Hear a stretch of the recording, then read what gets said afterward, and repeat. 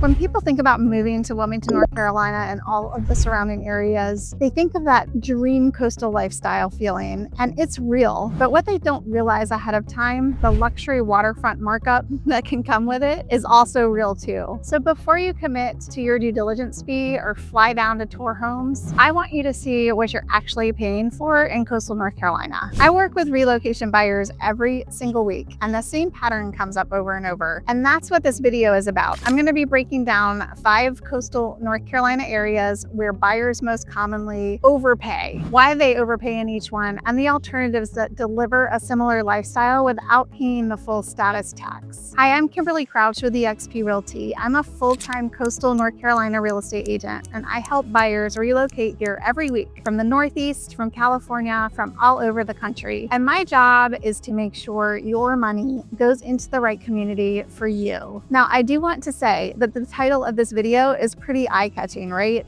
But secretly, I love all 5 of these places. They just come with a premium that you need to understand so that you have clarity on what you're buying. So let's start with the most well-known address on this entire coastline. It's stunning, no question. And it's also one of the easiest places to overpay if you don't understand exactly what you're buying. Wrightsville Beach. It's the flagship beach of the Wilmington area, the one almost every relocation buyer knows about and thinks of when they start dreaming about moving here. Clear water, an active lifestyle identity, surfing, paddleboarding, kayaking, and a close village feel that most North Carolina beaches just don't offer. It's 15 minutes from downtown, just a few minutes to Mayfair shopping and dining, and we're about 15 minutes from the ILM Wilmington Airport as well. And that combination genuinely feels like the best of both worlds. And it is. The island's limited geography means limited inventory, and buyers tend to equate scarcity with guaranteed value. But here's where the numbers require a closer look. The name commands a premium before buyers evaluate the actual property. Lot position, flood zone, orientation, and condition vary significantly across the island, and those variables matter more than the address. Flood risk is extreme and frequently underestimated. 98% of Wrightsville Beach properties carry severe flood risk over a 30-year horizon. And beach area homeowner insurance rates are currently increasing 16% with another 15.9% increase the following year. And the insurance stack itself catches buyers off guard sometimes. Homeowners policy, separate flood policy, and a wind and hail policy can add thousands annually or tens of thousands annually on top of an already premium purchase price. From an investment standpoint, the island is not structured for strong rental ROI. Home prices have outpaced rental income, and condo HOA fees vary significantly by building. On the resale side, with a median around 1.5 million and only a handful of closings per month, the future buyer pool is smaller and more specific than most buyers anticipate going in. Wrightsville Beach is the right fit for financially strong buyers who specifically want island living, have a clear picture of the full insurance and carrying cost structure, and plan to hold long term. It's also the right fit for buyers who've confirmed that the specific property, the lot, the flood zone, the street orientation actually justifies the premium in their situation. It's a harder fit for buyers who want beach proximity but haven't run the true monthly cost numbers, or who it's a stretch for financially. So some alternatives to Wrightsville Beach that are in Wilmington: 28403, 28409, 28411. Communities along Bradley Creek, the Mayfair Eastwood Road Corridor, and Masonboro Sound give buyers waterfront lifestyle access without island address pricing in some properties. You're 5 to 10 minutes from Wrightsville Beach by car or kayak, but your purchase price, flood exposure, and insurance burden can look dramatically different. ICW access, boating, water views in some cases, close proximity in others, and Wrightsville Beach is still your beach. You just drive or kayak there. Mayfair, Airlie Gardens, and downtown Wilmington are just as close. The broader buyer pool at more accessible price points also means more liquidity if plans change. The decision framework here: map what your actual daily routine looks like first, then decide whether you truly need the island address or just proximity to it. If you're not planning to hold 10 plus years, also consider which lane gives you the widest future buyer pool. And ICW adjacent Wilmington frequently wins that comparison. Next, we're heading in to one of the most recognized gated communities in the entire Wilmington area. And this is where the country club halo effect can cause buyers to dramatically underestimate what they're actually committing to. So you can see Wrightsville Beach right behind me. It's right across the Intercoastal. All right, landfall. This is the most recognized luxury address in Wilmington. 2,200 acres, 3 guarded gates, 24-hour patrol, and the Country Club of Landfall with Pete Dye and Jack Nicklaus golf courses. The gate plus golf plus plus prestige identity is exactly what attracts relocators from high-end areas. They immediately recognize this type of community as a luxury reference point. It also sits a mile from Wrightsville Beach, minutes from Mayfair and the ILM airports, and homes range from roughly $850,000 to $3.5 million and above. It draws buyers from 40-plus states and 20 countries. Here's what the due diligence needs to cover. The gate and the name tend to hit first. It looks beautiful and manicured when you drive through. Buyers emotionally commit to landfall pricing before verifying what the specific street, lot,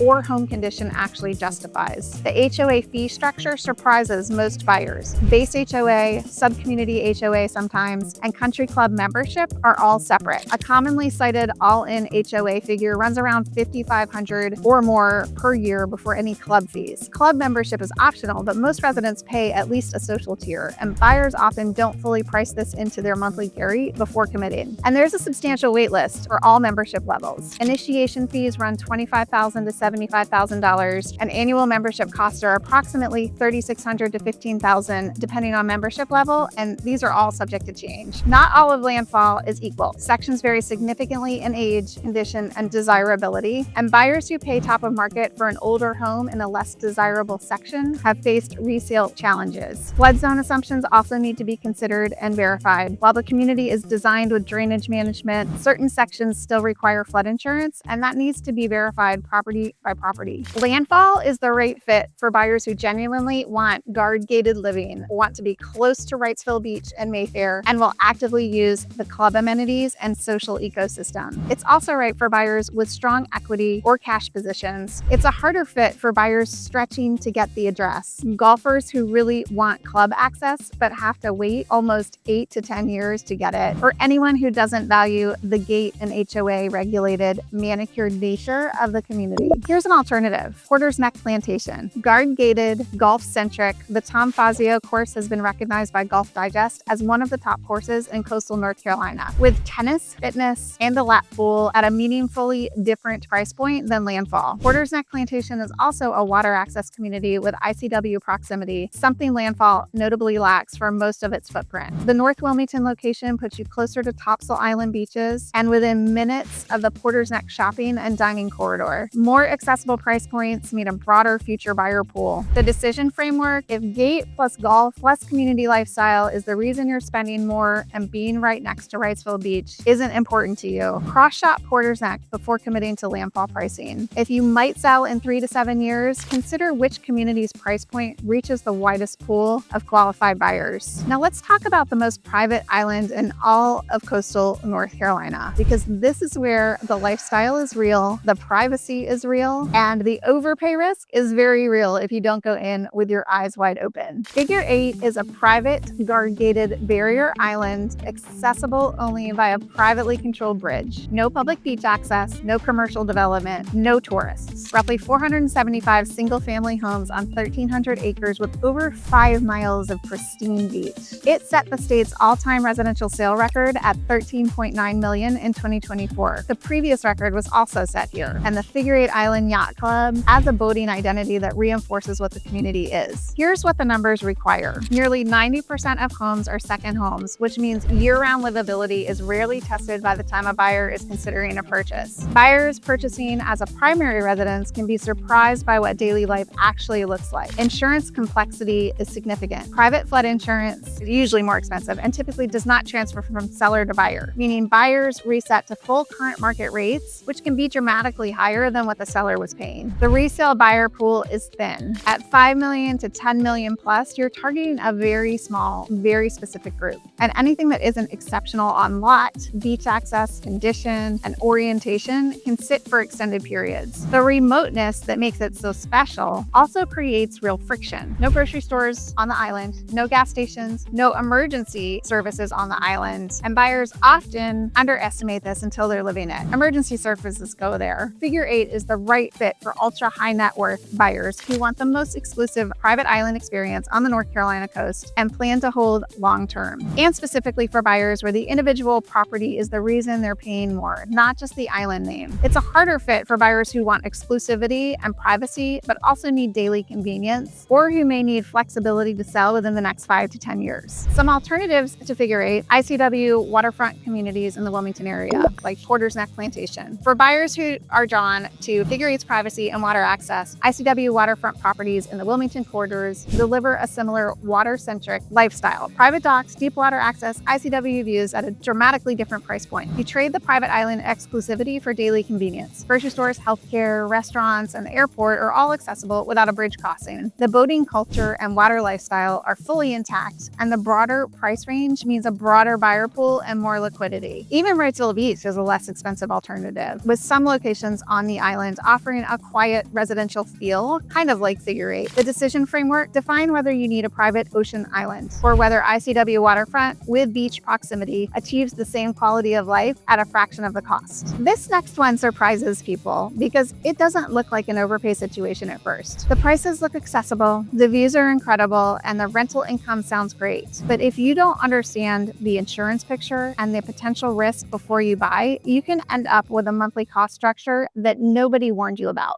North Topsail Beach. So Topsail Island is made up of South Topsail Beach, Surf City, and North Topsail Beach. North Topsail Beach offers some of the most visually impressive oceanfront and soundfront views on the entire island at price points that look far more accessible than Wrightsville Beach or Figure Eight. Strong vacation rental income potential attracts both investors and second home buyers looking for cash flow alongside lifestyle. Newer construction, high-rise condos with elevators and resort amenities and wide open beaches create a compelling first impression. Here's where the full picture changes things. The total monthly carry is dramatically different than the list price suggests. North Topsail sits in more complex flood and coastal hazard zone territory sometimes. A $600,000 home here can carry significantly higher insurance costs than a comparable $600,000 home in Surf City just down the island. Severe beach erosion at the north end is a documented issue that buyers frequently discount. Some sections have lost significant beach width, and that directly affects long-term property values, the ability to rebuild in some situations, and physical access to the water. Now, some properties on North Topsail Beach don't have these issues, but some do, so you need to be aware. In addition, some homes are in inlet hazard areas, which carries additional risk. High condo HOA fees in some buildings can reach $9,100 per year or more versus $6,500 or less in comparable Surf City properties, often for similar rental income numbers. Buyers compare the purchase price to Wrightsville Beach and read it as a deal without accounting for the full insurance, HOA, and maintenance picture. The area is also heavily vacation rental oriented, which creates seasonal income highs, but means the full-time livability and daily convenience picture may be different than what the photos suggest. And there's also Saturday to Saturday traffic on Topsail Island during the high season for turnover days. North Topsail is the right fit for investors and second home buyers who have fully underwritten the total cost of ownership, insurance, HOA, management fees, vacancy, and risk, and confirm the numbers work for them. It's also right for buyers who want the views and are genuinely comfortable with the insurance complexity, inlet hazard risk in some situations, and seasonal nature of the community. It's a harder fit for full-time relocation buyers expecting daily convenience or buyers who haven't stress tested the full monthly cost structure before committing. Alternatives: Surf City and Topsail, or South Topsail Beach, is the commercial and practical center of Topsail Island. Further from inlets, more straightforward flood zone positioning in many areas, and more consistent insurance cost structures in some situations. Comparable condos in Surf City have frequently shown lower HOA fees while producing similar rental income numbers. It's also the island's convenience hub. Grocery stores, restaurants, shops, and the new high-rise bridge make daily life genuinely functional year-round. Its broader buyer pool, investors, full-time residents, and second home buyers, and military-connected buyers gives it more consistent demand than the North End's more specific buyer profile. The decision framework: if you're buying anywhere on Topsail Island, run the insurance and HOA comparison side by side between North Topsail, Surf City, and South Topsail before deciding. And if you're thinking about selling in 5 to 7 years, Surf City's broader appeal is a meaningful factor. The last one is a true coastal unicorn, and it's where I see the most emotional decision-making of anything on this list, because it feels exclusive, private, and completely removed from everything. And it can be exactly right for the right buyer.